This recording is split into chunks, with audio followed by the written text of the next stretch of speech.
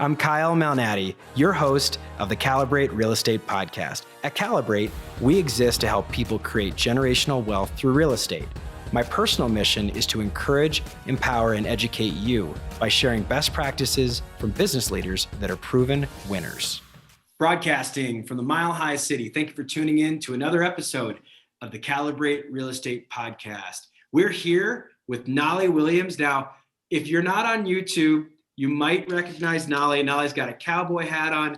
If you're a realtor, you may see him towards the back of Realtor magazine over the past couple of months. Knolly's got this great book called Triple My Listings. I literally am holding the 30 Under 30 issue in my hands, and Knolly's right in the back of it. Knolly Williams from Austin, Texas. Welcome to our show, my friend. Kyle, how you doing, bud? Hey, I'm so happy to be here, man. And congratulations, man. 200 episodes? Wow. Yeah, we're getting near it. We're in the 180s right now. So it's amazing. Amazing. Yeah. Good job. Knolly, you're a best-selling author, you're a trainer, you're a broker with EXP. You write about listings, your current book, Triple My Listings, but then you also have a book called Success with Listings. We know that listers last in this business. That is the key to lasting in the real estate brokerage business. Why is it so hard for people to get listings in the first place? And then as you train people, as you write, as you speak, what are some of the things that people can do right now to get some more listings? So the reason why it's difficult for people to get listings is really mindset. It's a mindset thing. You know, when I got into the real estate game, I was coming from another industry, and I did all the research I could, and I knew that I had to focus on listings. So I started focusing on listings from day one. I actually took, in my first 74 days in real estate, I took 21 listings. And I went on to take over 1,000 listings during my first 10 years in the business. But it really was, it was a mental shift that occurred with me at the very beginning of my, real estate career. A lot of agents I see, Kyle, they get into the game and they focus on buyers, and they're like, okay, I'm going to do buyers for 2, 3, 4 years, and then I'll graduate to listings. And what I teach agents, the ones that I coach and the ones that read my books, I teach them that really you can start in on listings at any point from day one, or if you've been in the game and you've been afraid of listings, there's some fear around it that just needs to be reprogrammed. That's it. Yeah. Now you bring up a great point, because a lot of new agents do start with buyers. They may be younger. They may have a couple of friends that are out there looking. And I have said, as an experienced listing agent, and I'll say this to my brokers in our brokerage company here, Calibrate Real Estate in Denver, but I'll also say it to clients when I'm pitching for a listing appointment. I say that anybody will hire their brother, their friend that they went to high school with, whoever it is, to be their buyer's agent, because they just want a buddy. They want someone to open the door. They want someone to get them in. But when it comes to selling your house, your investment property, your commercial real estate, whatever piece of property you might have, whatever piece of real estate you might have, that's a really important decision. There's a huge amount of equity in many of these cases tied up into it, and there's a lot of dollars on the line, and there's a big commission on the line too. People are looking for an expert when they do that. So if someone hasn't done a lot of listing work, how do you suggest they position themselves as an expert so that they can present well? For me, that's a great question. Like for me, what helped was, boning up on the business, like really learning the game. Real estate's a game. And it's when you learn the game and you play the game to win, it's a lot of fun. And you build a lot of confidence in yourself when you know what you're talking about. You're right. When people hire a listing person, someone to sell their house, they're looking for someone that's confident, someone that's going to get them the most money in the least amount of time, someone that that they trust, and it really is it's an energetic thing. For lack of a better word, when I'm sitting down with a seller, they know for a fact that I believe that I can get the job done, and I will get the job done for them. And that belief transfers. It transfers to them. So so for me, what helped was understanding the game. I read a book called The Millionaire Real Estate Agent when I first got in the business by Gary Keller. That was back in 2003. I read the book when it first came out. And actually, Kyle, I read the book 2 or 3 times before I even started practicing real estate. And then I just did what the book said. When I wrote my book, success with listings, I wrote it because a lot of my students were asking, man, how did you take 1,000 listings, over 1,000 listings your first 10 years? And I'm a systems guy. I'm methodical. I'm more like an engineer, if you will, when I test out on profile tests. So what I do is it's a 46-step system that I teach, and I like to break it down step by step. So what a lot of people do, Kyle, is they get in the game and they wing it. They're like, okay, what do I do next? They wing it, they wing it, they wing it. And the client knows. The client can't be fooled. And so what happens is they don't get the listing, they don't get called, they don't believe in themselves, so nobody will believe in them either, you know. So for me, that's been is really educating myself on the game. Yeah, it's a great point because our profession is a game, Yeah, and our clients can absolutely see right through us. In many cases, they may be interviewing multiple agents. So right. not only can they see through you in maybe the one appointment that you have with them, but they've also probably met a lot of different real estate agents over the course of their life, and they may be meeting multiple agents at the same time, so they can compare you to other people. And so I agree with you. Some of the things that I heard that I want everybody, if they're on their morning run, maybe they come back to this part and they write it down, or if they're driving in their car, pull over by the side of the road here. You got to have great energy, right? You've got to make sure that Absolutely. you've gotten, probably been prepared. Obviously, Yeah. energy and confidence. Obviously, confidence, energy comes from experience. And what I was mentioning to you before we started recording was I have 3 little kids, 2 of which are twins, and they just finished 4th grade. During the middle of the school year, I'm driving them to school, and all of a sudden my son pipes up and says, "Hey, Dad, our teacher wants us to kind of learn this exercise about confidence." He's like, "How do you get confidence?" And I happen to be a youth sports coach, and I was an athlete my whole life, and I'm a realtor and a broker owner of a real estate brokerage firm. So I know a few things about confidence. And I said, "Henry, it comes from experience. Yeah. And if you don't have experience, you have to practice." That's why our lacrosse team, we do all these drills and we practice and we go through different things, because that practice makes you confident when it becomes game day. And you mentioned at the beginning of our show that real estate's a game. So confidence obviously exudes with energy. And I agree with you that when you're in a listing appointment, you need a lot of energy. What are some things that you've noticed with your students, but then also in your own journey, that helps create energy, helps exude energy? Yeah, so that's a great question, and a great analogy as well. And it is great that you're with your twins, that they're learning confidence, because I didn't learn that when I was a kid. I guarantee nobody told, hey, you got to, learn confidence. So that's really, really good. They're going to a great school. So yeah, experience is, the mother of confidence. And I would say maybe the sister to that would be really understanding what you're doing, understanding the game. And so it really requires you learning the skill, learn. I wrote a 450-page book to help people understand the game, so that they really, you read it a couple times, but a lot of people are like, I don't like to read. Okay, well, but you want to make doctor money. Okay, I make more than my doctor. I haven't seen a doctor that makes more money than I do. Okay, so, but I didn't have to go to school for 12 years to make this kind of money. I just had to learn, right? And so a lot of people, Kyle, are unwilling to do they don't even want to spend 6 months on their training, to make doctor money, and it doesn't make sense to me. Now, the second thing that what I teach is fear and excitement are kind of sisters in a way. So you've got the sweaty hands, you've got the shakes, you're talking a little fast, maybe stuttering, and but if you look at excitement, it looks the same. And like if a person's on a game show, they just want a brand new car, it looks like they're freaked out, right? There's only one difference, Kyle, and the difference is a smile.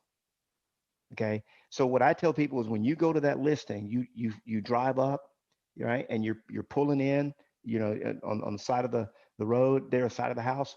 You get out of the vehicle. What you want to say is, that's not fear, that's excitement. That's excitement. I'm excited right now. And so when I sit in front of a seller, back when I was afraid, I would sit in front of the seller and I'd be like, shaking and everything, but I'd be smiling the whole time. It's like, man, this guy's excited. He wants to get his hands on my house. And so that really helped me a lot as well, because you can transform fear into excitement. and it looks like confidence to the other person. And then the more you get people to say yes, you know that you're the best choice for the job of selling their home. The more confident you become, and then it just becomes natural. You just are. You know, I like to say we go from fear and doubt to belief, but then you go beyond belief. You go from belief to knowing, like I know I'm the best, and then you go from knowing to being. I just am the best. And so it is a journey, and it's one that can easily be done by any agent. Now, that's the first time I have ever, and I was telling you that we've done almost 200 episodes. I did another podcast where I interviewed my clients. That was over 30 episodes. That is the first time I have ever heard someone use that analogy of fear and excitement both being, kind of sisters, if you will. Yeah. I have a good friend that I spent a lot of time with, and I happened to be with last Friday. And he's Native. He's what do you want to say, Native American or indigenous people, and he does a lot of work with tribes. And he said one of the really interesting things about tribes is that we spend a lot of time learning the landscape, understanding our land, our territory. And he's like, one of the really interesting things about nature is both the cure for poison ivy and poison ivy live next to each other. And it's such a interesting juxtaposition. Both fear and maybe anxiety is the word of the day, that it's the same thing as fear, or apprehension is also with excitement. If you can come into something with energy and excitement, you might not know what the result is going to be, but you see that big smile on the other side of it, and you're like, all right, this person, I know he's going to be able to figure it out, or she's going to be able to figure it out. They may not know everything, but they're excited about it. They're willing, they're educated. I just love that description. I've never, ever had fear and excitement yoked like that. And you're so right about that. You're so right about that. Yeah, yeah. It's one of the things that I started teaching early on because, like you said, critical, so critical.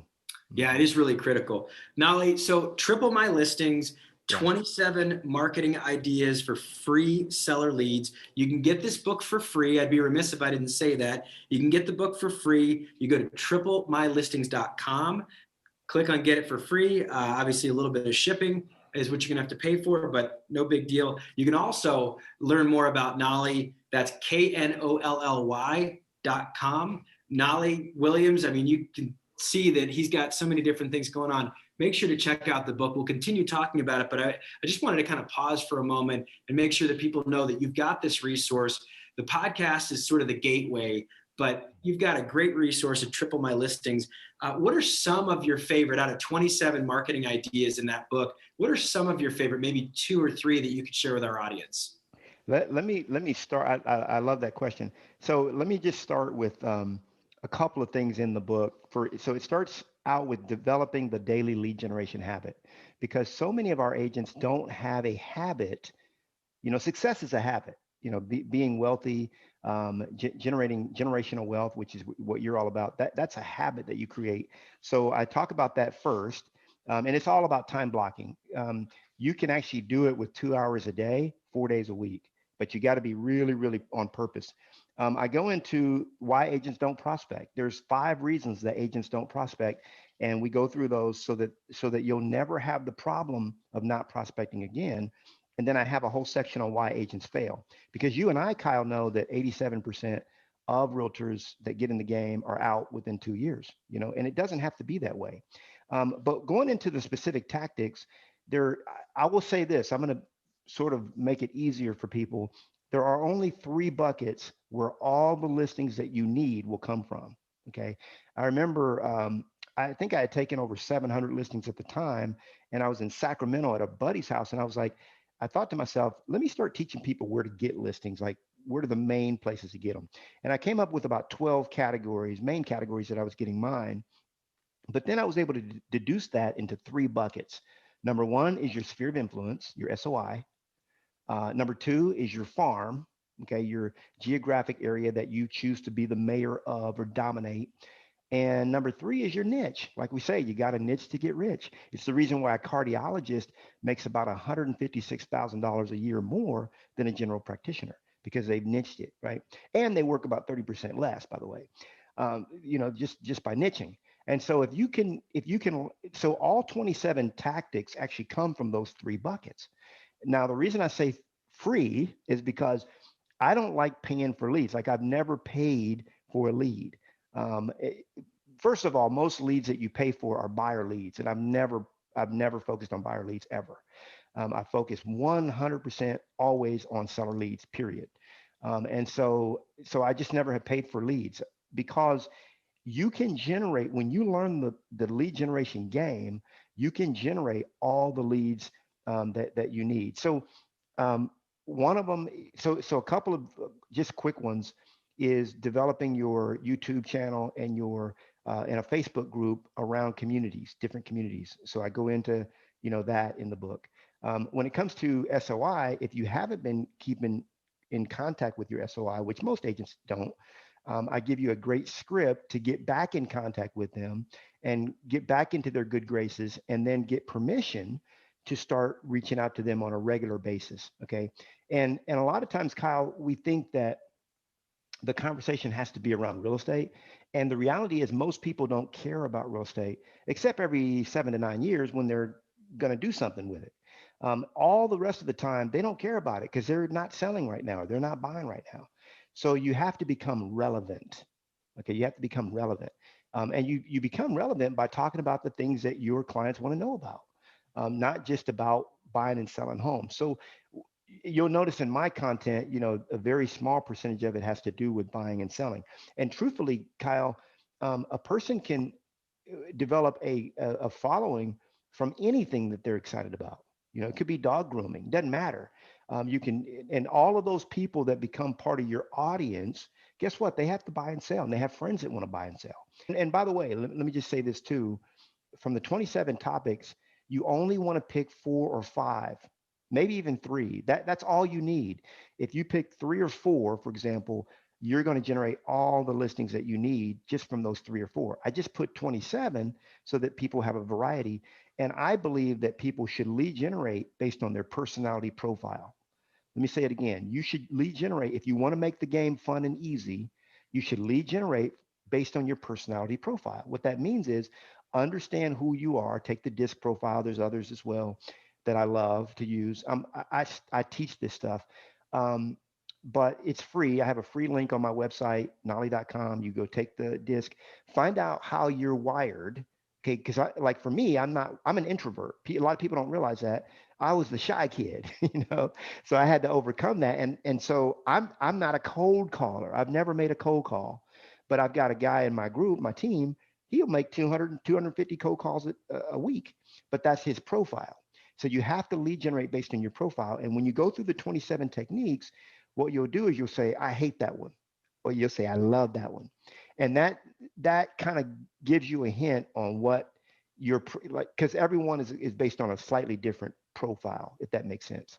It does. And I'm going to interrupt you, Nolly, because I love being the guinea pig. Okay. And I love the disc personality profile. So let's diagnose me. I'm going to get up on the patient table here and you're going to dissect and tell me. So you probably not a big surprise. There's a lot of realtors with this profile. I'm a 99I on the disc personality profile.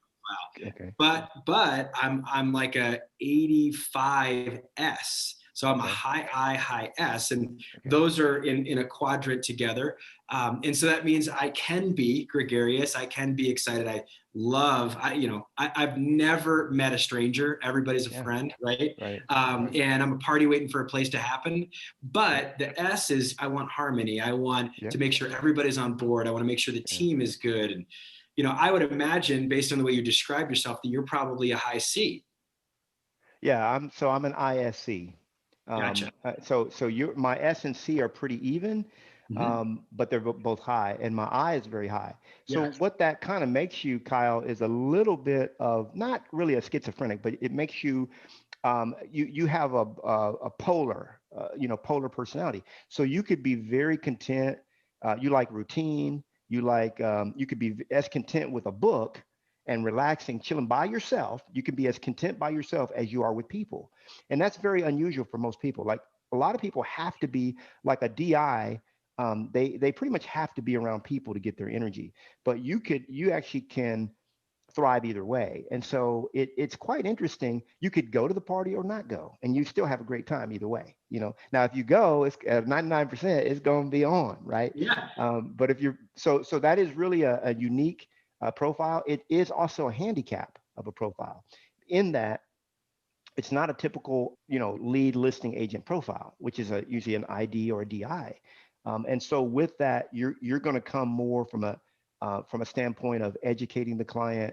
Like for example, when you do a listing presentation, it's going to be more of like a seminar versus just going in like a D just comes in and says, look, sign here, I'm going to get it done, and they like, what are you going to do to sell the house? Don't worry, I'm going to sell it.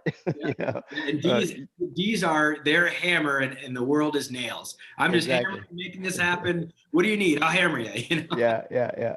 And you don't have that, neither do I. So yeah, so truthfully, when you don't have that, you're not quote supposed to be successful in this in business. But see, what I've found, and you found as well, is that anyone can succeed in the real estate game, the listings Absolutely. game, by understanding their profile and playing with it, like going with like, look, that's not who I am. I'm going to be who I am. Now, some people actually go against who they are, and they're miserable.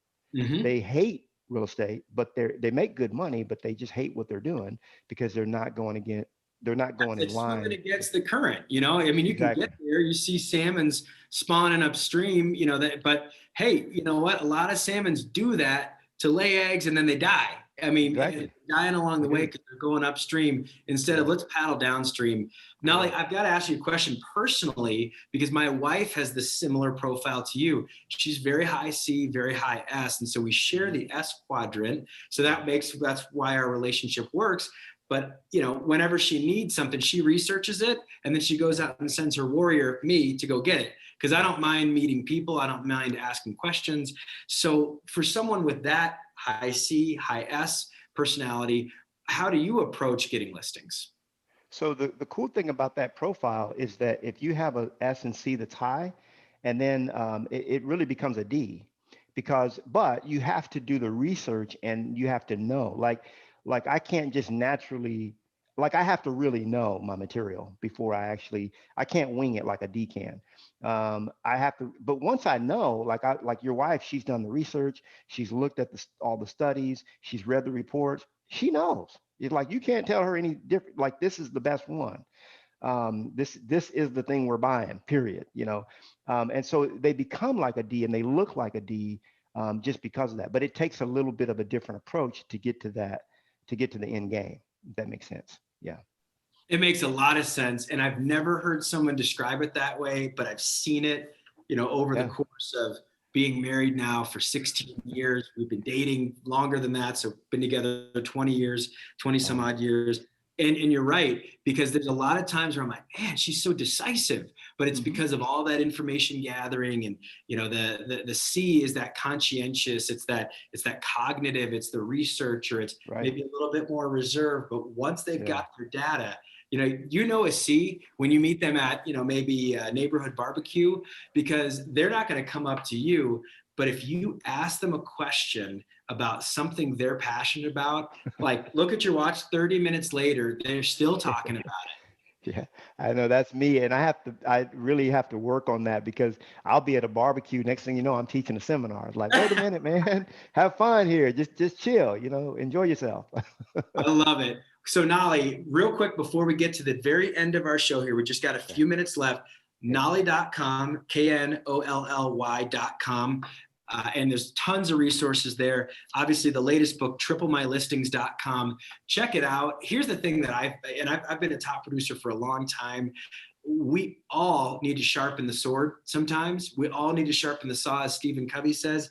You may be really successful, but I bet you that there's a trick, there's a tip, there's a strategy that maybe you haven't dusted off in a while that can end up getting you 100 grand more in GCI. So check it out. Make sure, the reason why we have authors on this show is go get their book. There's a wealth of information, 1,000 listings. That's crazy. It's amazing. So Knolly, here we go. We're going to go to the end of our show here, kind of rapid fire. I'm going to ask you 3 questions. You ready? Yeah, you bet. All right, 3 questions for all of our guests. Question number 1, the show, Calibrate Real Estate, and our brokerage firm, based on a word called calibrate, which means to make adjustments. taking experimental results, doing trial and error. A lot of scientists, a lot of engineers do this. They do models, they create redundancy, and they kind of get towards this desired result. Their hypothesis says one thing, but then they see, okay, the data is saying something else.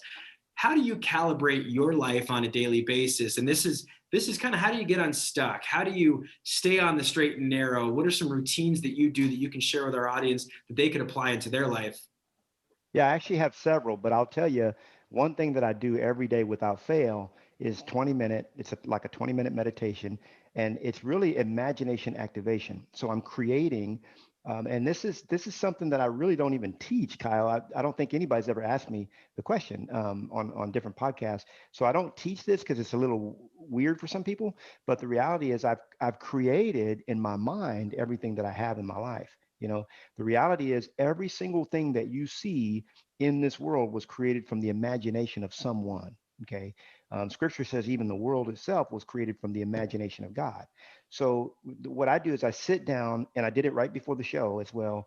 And I spend 20 minutes um, doing what I call imagination activation, where I actually imagine I actually create, because all creation, I do a lot of quantum physics, research and study, and all creation starts at the quantum level.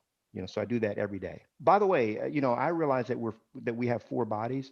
We have a spirit body, a mental body, a physical body, and an emotional body. And so I feed every body, every one of those bodies every single day. It's another thing I do. Amen. And I'm glad that you said that. I've done several presentations to realtor groups, board of realtors, different people that ask me to come and speak. And one of the core tenets of a speech that I do is based on a Harvard Business Review, HBR study that was done in 2000, so like 20 some odd years ago, all about that. And it's called The Making of a Professional Athlete, or Making of a Corporate Athlete. I'm sorry, I botched that.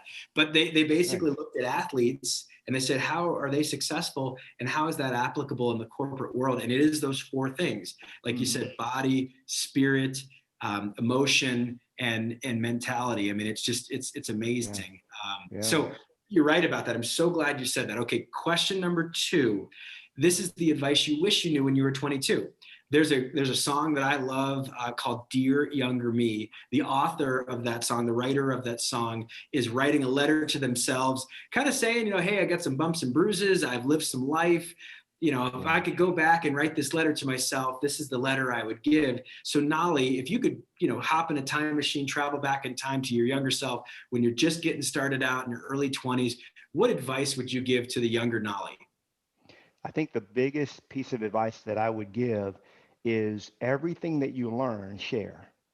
Everything that you learn, share. There's a guy named Mike Hernacki. He wrote a book called The Secret to Permanent Prosperity. And I didn't learn the secret until much later in life, but it's to provide value and receive value in return. But what I would do, I was a greedy person. I don't know any other way to say it. I don't like to admit it, but I was prideful and greedy. And so when I knew I was in the music business for years, and I learned a lot of stuff, man, because I'm always on my training game. I read about a book a week, and I like to learn, but I wouldn't share that with anybody. And later in life, in my 30s, I learned that when you're greedy, it's a result of being deprived as a child, and low self-esteem. And so at some point, and I've gone crazy, I've gone nuts with it, but at some point, I just started teaching and training and giving. I think I'm trying to make up for that, the lost time, but I started writing books and doing seminars and teaching and sharing everything that I know. There's kind of this thing that if I teach Kyle everything I know, then he's not going to need me, or he's not going to want to, pay for my coaching or whatever it is. And the reality is just the opposite. So I would tell that person at 22, everything that you receive, freely give it away. It's great advice, and the path to getting that advice, Nolly, I really appreciate, because there's a lot in your answer that I heard that I was like, I've been that person. And I agree that sometimes that kind of greedy self-interest comes from, being deprived when you were younger. You didn't have this, or you grew up without that, or whatever. And that's actually it's a really good self-esteem sort of check, because I don't think a lot of us want to admit that. And I definitely have felt like, sometimes I could be, very, very like, what's in it for me? What's going to happen for me? And a lot of that does come from kind of growing up with some humble, real world things going on in your family. And I think Yeah. that's really impactful. Thank you for sharing Thank that. you. Yeah. So My the pleasure. final question derived from that last question. So I'm in episode 5, at the very genesis of this show, I'm on with my career coach, a guy named Chris Oakley. Chris answered that question with this really cool resource, and I'll grab it right behind me here. He said that, the advice I wish I knew when I was 22, I actually was in a mentoring group in my 20s, and it was led by an older guy. And he said to all the young guys, you got to read this book called The Principle of the Path. And it was a book study by Andy Stanley. And Oh, in the nice. book, there's actually an exercise where they all had to write their own obituary. Sounds kind of morbid, right? Well, here's the thing that was very interesting, and it's very sad, but Chris passed away just a couple of years ago.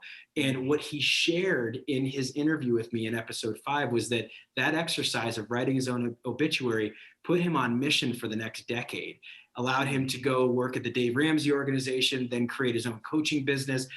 He obviously passed away with, it felt like there was a lot of tread left on the tires, but I really felt like, post-mortem, that's been a great way to, be a tribute to Chris, but also say, like, guys, this stuff works. When you think about your legacy, it really works. So I ask all of our guests now, Knolly, what do you hope your legacy might be? And maybe not an obituary, but if you have a close relative, friend delivering your eulogy, what do you hope that they would say to the audience, maybe at your funeral? Well, my mission, my purpose is to inspire you to become all that God created you to be so that you can live the life you were meant to live. And so, as it relates to my obituary, and I have not done that exercise. That's Andy Stanley. Is that Charles's son? Yeah, So Yeah. Andy Okay. Stanley runs a church in Atlanta, Yeah. and he's Yeah. Charles' son. And Beautiful stuff. Beautiful yeah, stuff. and it's really cool too. If there's anybody out there that watches Saturday Night Live, Mhm. literally right after Saturday Night Live, a show called Your Move Mhm. comes on, and that's Andy doing it's both a podcast and also his speaking at his church in Atlanta, and it's a Amazing. fascinating podcast. But yeah, Andy Stanley Yeah. is Charles' son. Right, amazing. So what I would, and I'll get that book too, but for me, it would just be an extension of my purpose.